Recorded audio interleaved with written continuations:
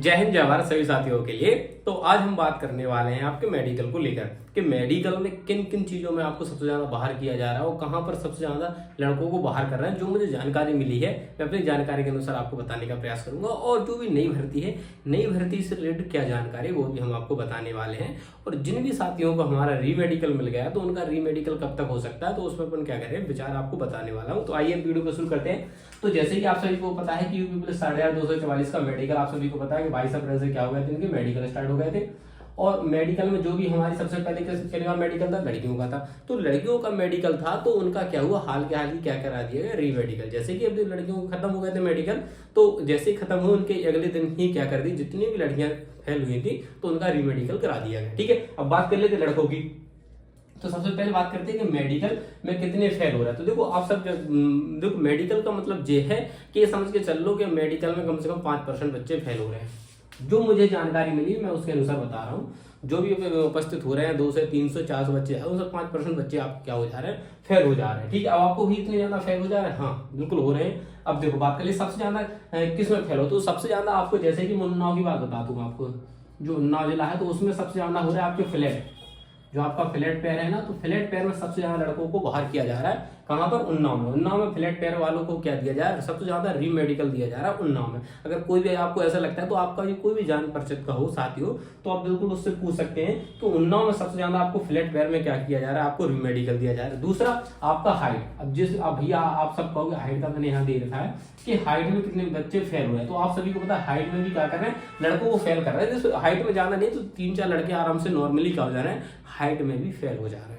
ठीक है, अब हाइट वालों को भी क्या दिया जा रहा है, री मेडिकल दिया जा रहा है। अब सबके मन में डाउट आ रहा होगा कि भैया जब हमारी हाइट एक बार डॉक्यूमेंट वेरिफिकेशन में हो गई थी फिक्स, तो फिर अब हमको कैसे बाहर कर सकते। बिल्कुल भाई, मैंने आपको सबसे पहले जब मेडिकल स्टार्ट होने से पहले मैंने आपको बताया था कि देखो आपको हाइट में भी बाहर कर सकते हैं। तो जो हाइट में भी देखो लड़के बाहर हो रहे हैं। और फ्लैट पैर के लिए मैंने आपको बताया था, आपने एक्सरसाइज नहीं की और जो मैंने आपको उपाय बताए थे वो आपने नहीं किए। देखो फ्लैट पैर में भी सबसे ज्यादा बाहर हो रहा है, लेकिन हाँ हालांकि नौकरी में उतने ज्यादा नहीं देखने को मिल रहा है। आंखों में भी आ रहे हैं, 1-2 लड़के ही साथ छट रहे हैं, ज्यादा आंखों में फेल नहीं हो रहे हैं। और जैसे कि मेरे साथी के दोस्त है, तो दोस्त की बहन का भी हुआ तो उनको भी क्या हुआ, आंखों में उन्हें क्या कर दिया, बाहर कर दिया गया। री मेडिकल बुलाता, फिर री मेडिकल के बाद भी क्या कर दिया, बाहर कर दिया गया कुछ कारणवश से।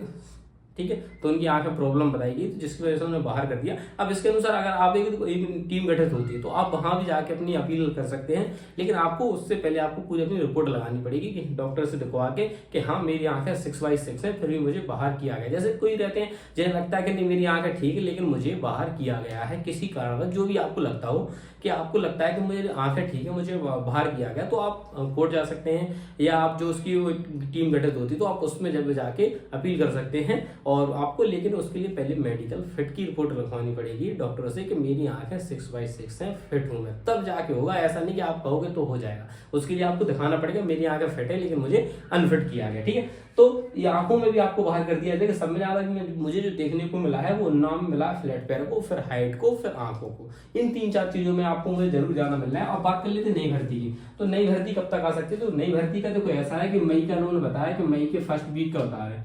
मई के पहले सप्ताह का भी कटिंग आई थी अखबार की अमर उजाला के साथ, तो उसमें यही बताया कि मई के पहले सप्ताह में आपको क्या करना है, आपको भर्ती देखने को मिल सकती है। वो उसमें 19,000 किसकी बात की गई, सिपाही की। 19,000 जो भी 19,000 अपन के हैं सिर्फ सिपाही की बात की गई है। उसमें बिल्कुल भी बात नहीं की गई है कि जो अपनी यूपीएसआई की कब तक वैकेंसी आ सकती है। वैसे बताया गया था कि लास्ट अप्रैल तक आ जाएगी, लास्ट अप्रैल को आपको आवेदन को देखने को मिल सकते हैं, ऐसा ऐसा बताएगा। तो अभी यूपीएसआई का बिल्कुल शांत सा माहौल हो गया है। अभी ऐसी कोई बिल्कुल खबर नहीं चल रही जैसे कि लग रहा हो कि हाँ ऑनलाइन हो सकते हो। और तो कोई ऐसा है कि कहते नहीं कि नोटिफिकेशन आने में क्या चंद सेकंड लगते हैं, तो वो देखो मान लो हम अभी बात कर रहे हैं कि भाई नहीं आ रही वैकेंसी, पता चले कल आ जाए नोटिफिकेशन, नहीं आवेदन स्टार्ट होने वाले। और जैसे कि आपको पता चल गया है कि 19,000 सिपाही का तो आपका क्या होना है 19,000 जो आपका सिपाही है उसका तो देखो बिल्कुल कंफर्म हो चुका है कि 19,000 सिपाही की तो आपकी बताया गया कि फर्स्ट वीक में आने वाले। तो 2 दिन बाद क्या आपका मई स्टार्ट होने वाला है, मई में आपको बिल्कुल भी टेंशन वाली बात नहीं है।